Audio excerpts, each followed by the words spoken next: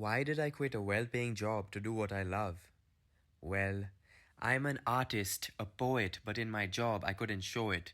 My alarm clock was an email, and my nightlight was Gmail. You see, Us artists, we need to perform to stay alive, give us a script and watch us thrive. But back then, my job was my only jive. Us closeted artists, we have responsibilities, we are bound, but honestly, we are just waiting to be found.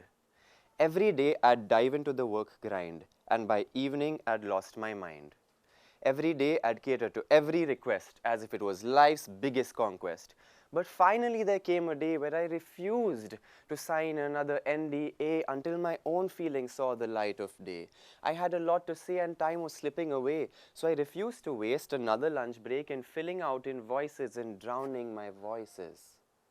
Because I'm an artist, a poet, and I had to show it. And would my appraisal have been in rhyme? Darling, you know I'm worth every dime.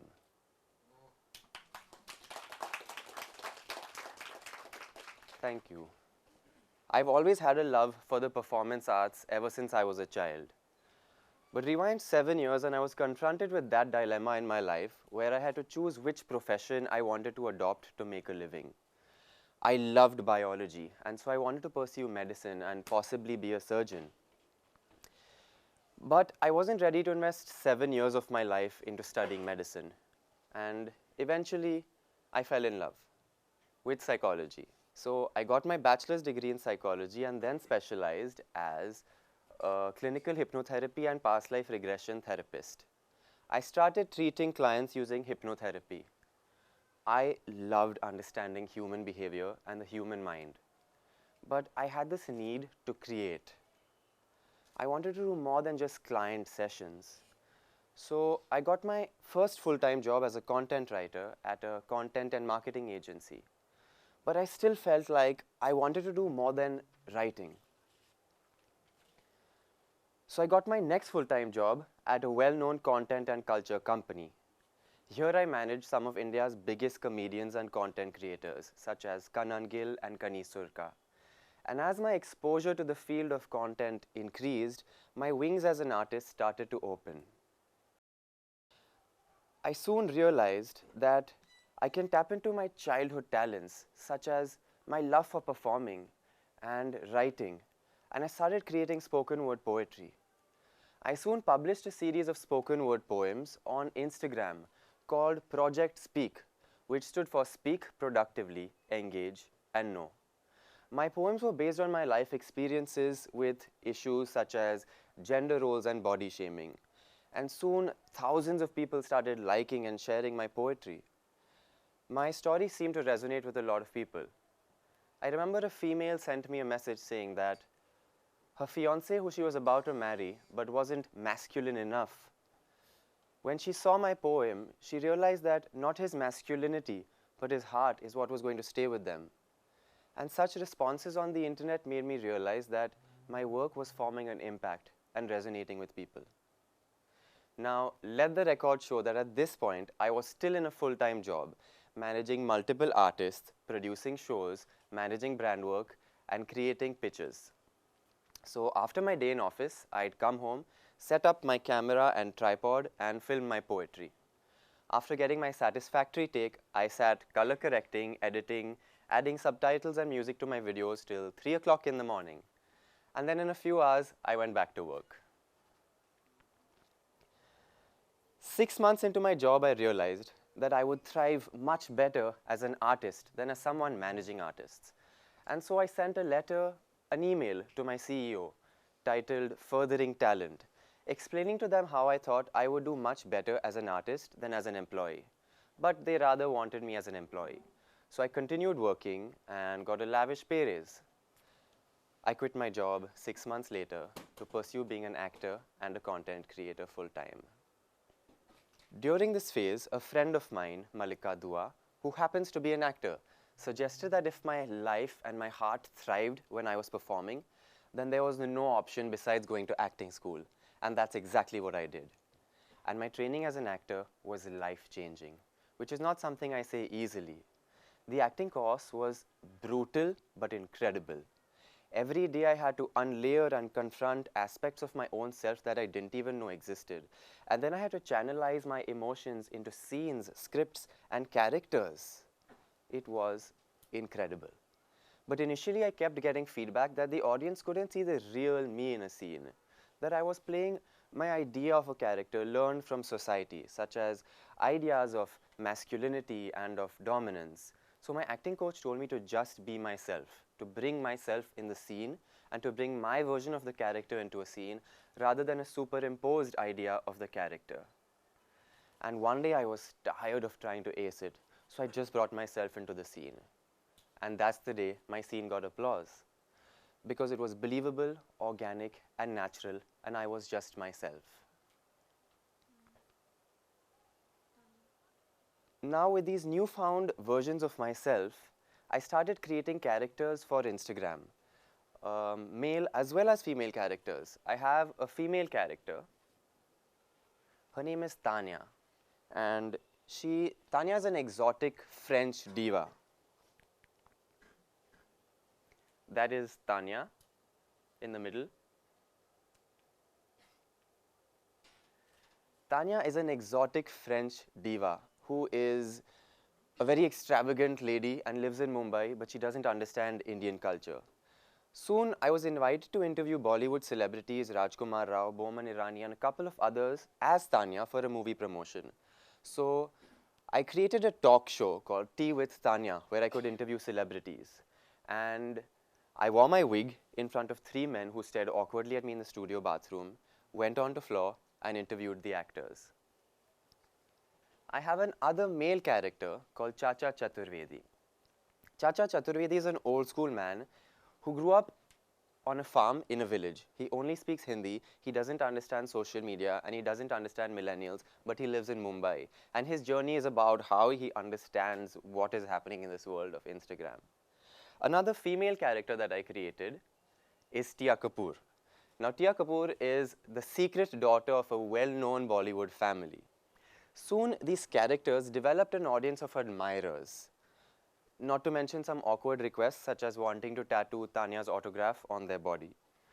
But can you imagine that the same guy who had been bullied for not being masculine enough was now being celebrated for his female characters?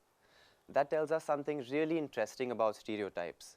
They limit us from accessing sides of our own self that we suppress and push away because we don't think they'll find acceptance. And then we create characters to live the lives that we never allow ourselves to live. But it's really exciting to see which side of you manifests when you perform or surrender to a character. All it takes is the courage to try something new and the vulnerability to go to that space within. Yes, I have a thin body and a small face. Not enough masculine grace. You're not manly enough, they say. But today my feelings will see the light of day. No, we're not foes, but still, here it goes. I have some questions, some apprehensions, such as, why should he see a shrink because he likes the color pink? And why should she too, if she likes the color blue? Who decided these molds? Who made these gender roles? What gives them their hold? No, there's nothing bold about calling someone tiny, about calling someone fat. Your ego isn't shiny and your morality is a dead rat. You're body shaming, which is just blaming your own inadequacies on another person's build. No, there's nothing skilled. You're just wrong. Yes, there's no rhyme there, but I don't really care. I know I'm a poet and I don't need to show it. But here's something you need to know. The size of your brain, it needs to grow. The wonderful thing about being a poet or an actor and content creator is that there's a lot of freedom of expression. But this profession is at a very nascent stage of development. The key responsibility areas are undefined, and the job mandates vary from creator to creator and company to company, which is why I believe that it's important to have a plan if you want to survive sustainably and work for the long run. Here's an example of what my content plan looks like for the year. But a word of caution that freelance does come with an initial instability in income compared to a full-time job. And I still would say that I get great satisfaction in terms of doing what I love. But I would also say that being a content creator isn't readily looked at as a most viable career option. In fact, on a recent trip, someone once came up to me, handing over a product they had launched, requesting me to make a poem and publish it on my Instagram page. And I look forward to promoting brands through my craft. But people presume that a 1 minute video takes only 1 minute to make, because that's all they see on screen. But if you've ever worked in production, you know that there are so many behind the scenes factors that, that consumers and audiences don't see when they are watching a piece of content, which is why the field of content creation is probably looked at as a hobby more than it is a profession. But it very much is a profession. In fact, I would like to share a personal anecdote from some years ago when I remember I asked spiritual leader Puja Gurudev Sri Rakesh Bhai on guidance on which field to choose between science and commerce, because these were the two main fields at the time. And what he said to me that day has really been a reason for me to grow as a person. He didn't tell me which field to choose between, but told me to use my own head to think and figure it out. And not having a ready-made answer is what actually cultivated my own abilities to find my own answers and my own path. And now 7 years later, when I look back, I'm so grateful for that guidance because my career ended up being neither of the two options that I presented. In fact, I regularly attend Puja Gurudev Sri Rakesh Bhai's discourses, and the spiritual nourishment, wisdom, and inspiration that I get from him sometimes even spills over into my work, making me more aware about how I can heal and help others through my content. The good thing about social media is that it's made everything a meritocracy. All you need to be recognized is you need an internet connection, a camera, and a message worth sharing. And chances are, if your message comes from a space of honesty, then it will resonate with people and they will amplify the message. For example, the last poem I released spoke about human rights issues in my country. It's called Enough. And within a few hours of releasing the poem from Mumbai, the poem reached cities across the world, to cities such as London, Ladakh, Delhi, and Kashmir. Soon, a well-known news channel wanted to carry it. Can you imagine that a poem I produced in my own house ended up reaching thousands of people and having international impact? This made me realize my own worth as a creator. I realized that not only can I use my platform to share my art, but also to make the world a better place by standing for the causes that I believe in. I want to use my voice to abolish animal cruelty, such as the testing of cosmetics on animals or the meat industry. The way animals are being treated and tortured today is miserable. And the good thing about social media is you no longer need to be a politician or a celebrity for your message to be worth sharing. That's the power of the internet. Deciding to quit a well-paying job to do what I love has taken me from someone who used to sit in web series narrations to someone who recently narrated my own web series to a production company. I would say that being employed gave me wings, but going independent is what taught me how to use my wings to fly. It's 2020. It's the beginning of a new decade. And I think it's time that we start telling real stories that are a departure from stereotypical content. Because the more reality finds representation online and in cinema, the more everyone's collective anxiety as society will be reduced, because we no longer have to pursue these unrealistic ideals of beauty and romance that we see in cinema. And the more we allow people to be original and don't condemn them for being different, the more freshness we will start seeing in society. We're all different, not weird, but different. So we need to stop forcing people into boxes.